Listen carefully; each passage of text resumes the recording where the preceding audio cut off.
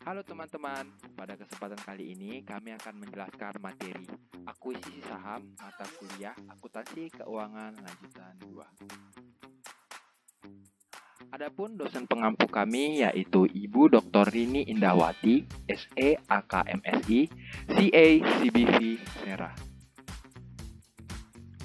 Kelompok yang akan menjelaskan materi ini yang pertama yaitu ada Dita Rizky Fadilah, yang kedua ada Immanuel Kristen Ricardo, yang ketiga ada John Luther Harefa.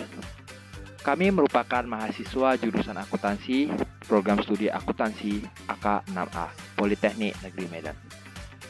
Tanpa berlama-lama lagi, langsung kita masuk ke materi yang pertama yaitu apa sih akuisisi saham? Pengertian akuisisi saham. Menurut PSAK, akuisisi saham adalah suatu penggabungan usaha di mana salah satu perusahaan, yaitu pengakuisisi, memperoleh kendali atas aktiva neto dan operasi perusahaan yang diakuisisi dengan memberikan aktiva tertentu, mengakui suatu kewajiban atau mengeluarkan saham. Selanjutnya, apakah sebenarnya manfaat akuisisi saham bagi suatu entitas? Di sini kami sudah merangkum beberapa manfaat akuisisi saham. Yang pertama yaitu melakukan ekspansi usaha. Dengan membeli saham dari perusahaan lain yang diakuisisi, tidak perlu dilakukan rekrutmen karyawan, membangun brand, serta memperoleh aset lainnya. Yang kedua ada menumbuhkan perusahaan. Dengan dilakukannya akuisisi saham, akan membantu dalam mengembangkan sumber daya internal perusahaan. Yang ketiga yaitu akses permodalan. Dengan akuisisi, terdapat ketersediaan tingkat modal yang lebih besar, sehingga memungkinkan pemilik usaha memperoleh pendanaan baru. Dan yang terakhir yaitu kompetensi dan sumber daya baru. Akuisisi tersebut dapat memberikan banyak manfaat, seperti pertumbuhan pendapatan atau peningkatan posisi keuangan jangka panjang.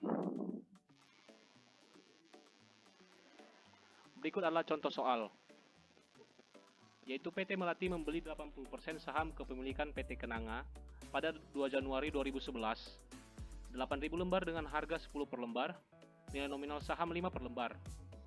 Nilai total aset bersih PT Kenanga pada tanggal akuisisi sebesar 80.000. Berdasarkan informasi appraisal, nilai aset PT Kenanga dalam rangka akuisisi dinilai kembali dengan kenaikan sebesar 10.000. Dalam rangka akuisisi tersebut, dikeluarkan biaya konsultan akuntan sebesar 4.000 dan biaya registrasi akuisisi saham sebesar 2.000. Berikut adalah jurnal akuisisi PT Kenanga, dan teman-teman bisa melihat pencatatan jurnalnya. Selanjutnya, bagaimanakah metode pencatatan akuisisi saham?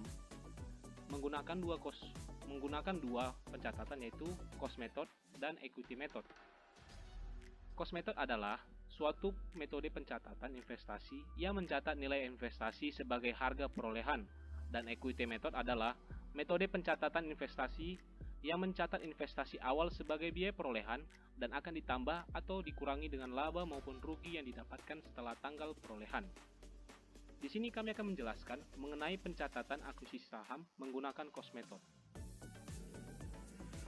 Pencatatan akuisisi saham menggunakan metode cost method digunakan apabila besar kendali atau kepemilikan investor terhadap perusahaan tersebut lebih kecil dari 20%.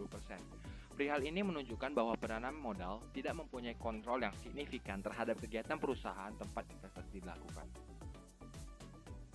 Selanjutnya kami telah membuat pencatatan menggunakan metode cost method. Teman-teman dapat melihat dan mempause video kami.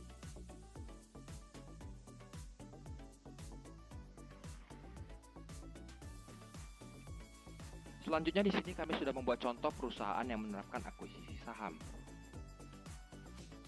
Kami membuat contoh yaitu PT Adaro yang mengakuisisi saham Trimega. Pengusaha yang juga Presiden Direktur PT Adaro Energi Tbk, Girbaldi Thohir mengakuisisi 34,64% saham Trimega Sekuritas. Berdasarkan keterangan yang disampaikan, Trimega Boy Thohir selaku pengendali baru menandatangani perjanjian jual beli bersyarat dengan Advance Wealth Center pada tanggal 22 Desember 2021 dari Grup Notar.